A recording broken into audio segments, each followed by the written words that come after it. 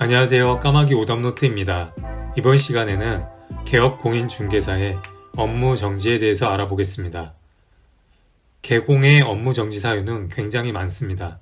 1번, 결격 사유의 해당자를 소속 공인중개사 또는 중개보조원으로 고용한 경우, 사유 발생일로부터 2개월 이내에 그 사유를 해소한 경우 제외합니다. 여기서 결격 사유 대상자는 1. 미성년자 2. 피성년 후견인 또는 피한정 후견인 3.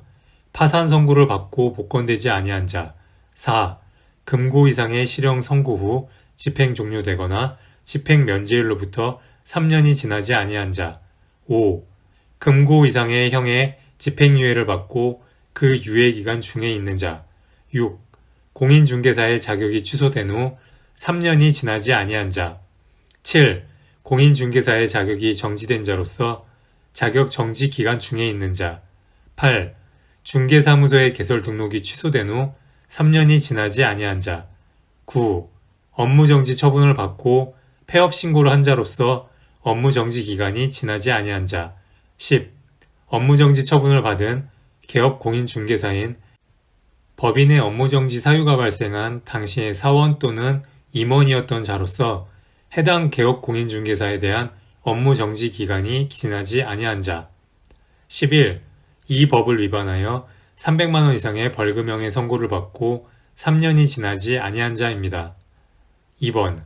인장 등록을 하지 않거나 등록하지 않은 인장을 사용한 경우 3번. 전속중개계약서 미사용, 전속중개계약을 체결, 계약서를 미보존한 경우 4번. 중개대상물 거짓 정보 공개, 중개대상물 거래 완성사실 미통보한 경우 5번. 중개대상물 확인 설명서를 미교부, 미보존한 경우 6번. 중개대상물 확인 설명서에 서명 및 날인을 하지 않은 경우 7번. 적정하게 거래 계약서를 작성 교부하지 않거나 보존하지 않은 경우 8번. 거래 계약서에 서명 및 날인을 하지 않은 경우 9번. 행정관청에 감독상 명령과 관련한 자료 제출, 검사 기피, 명령 미이행, 거짓 보고 자료 제출 등을 한 경우 10번. 임의적 개설 등록 취소 처분 사유 중 어느 하나에 해당하는 경우 11번. 최근 1년 이내에 중개사법에 따라 2회 이상 업무 정지 또는 과태료 처분 후 다시 과태료 처분을 받은 경우 12번.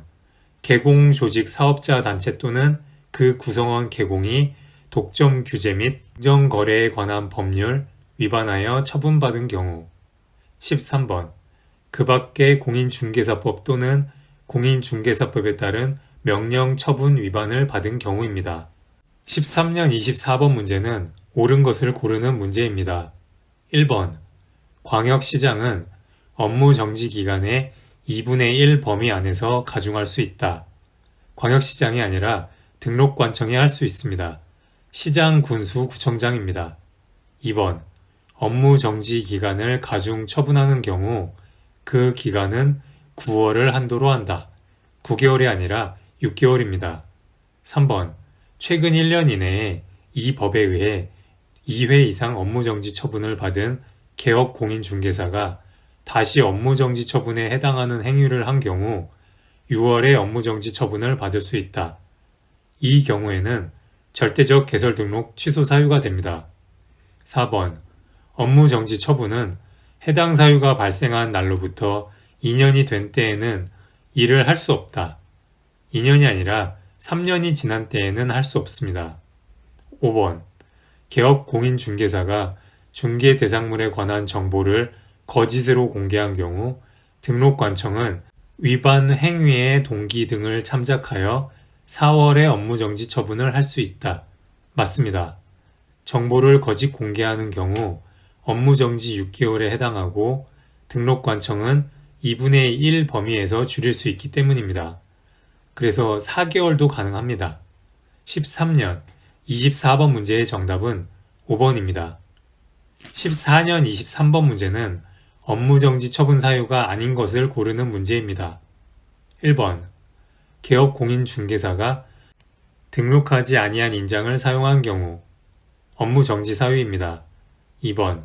개업 공인중개사가 최근 1년 이내에 공인중개사법에 의하여 1회의 과태료 처분을 받고 다시 과태료 처분에 해당하는 행위를 한 경우 2회 이상의 과태료나 업무정지 처분 이후에 과태료 처분에 해당하면 업무정지가 됩니다.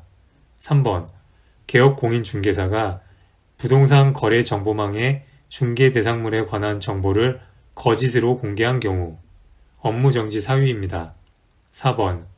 법인인 개업 공인중개사가 최근 1년 이내에 겸업금지 규정을 1회 위반한 경우 업무정지 사유입니다. 5번. 중개대상물 확인 설명서 사본의 보존기간을 준수하지 않은 경우 업무정지 사유입니다. 14년 24번 문제의 정답은 2번입니다.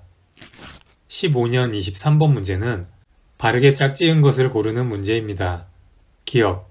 갑이 중개사무소 등록증을 대여한 날로부터 2개월 후 폐업을 하였고 2년의 폐업 기간 경과 후 다시 개설 등록을 하고 업무 개시를 한 경우 위 대여 행위를 이유로 업무정지 처분을 할 수 있다. 업무정지 사유가 아니라 개설 등록 취소 사유에 해당합니다. 니은. 갑이 미성년자를 중개 보조원으로 고용한 날로부터 45일 만에 고용관계를 해소한 경우 이를 이유로 업무정지 처분을 할 수 있다.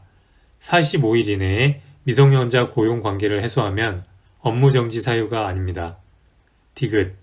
갑이 업무정지 사유에 해당하는 거짓 보고를 한 날로부터 1개월 후 폐업을 하였고 4년의 폐업기간 경과 후 다시 개설 등록을 한 경우 위 거짓 보고를 한 행위를 이유로 업무정지 처분을 할 수 있다. 폐업 신고를 해도 업무정지 기간은 지나갑니다. 업무정지 기간이 지났기 때문에 업무정지 처분을 할 수 없습니다. 15년 23번 문제의 정답은 5번입니다. 21년 29번 문제는 업무정지 사유를 고르는 문제입니다. 기억. 부동산 거래 정보망의 중개 대상물에 관한 정보를 거짓으로 공개한 경우 업무정지 사유입니다. 니은. 거래 당사자에게 교부해야 하는 중개 대상물 확인 설명서를 교부하지 않은 경우 업무정지 사유입니다. 디귿. 거래 당사자에게 교부해야 하는 거래 계약서를 적정하게 작성 교부하지 않은 경우 업무정지 사유입니다. 리을. 해당 중개 대상물의 거래상의 중요 사항에 관하여 거짓된 언행으로 중개 의뢰인의 판단을 그르치게 하는 행위를 한 경우 업무정지 사유입니다. 21년 29번 문제의 정답은 기억, 니은, 디귿, 리을 5번입니다.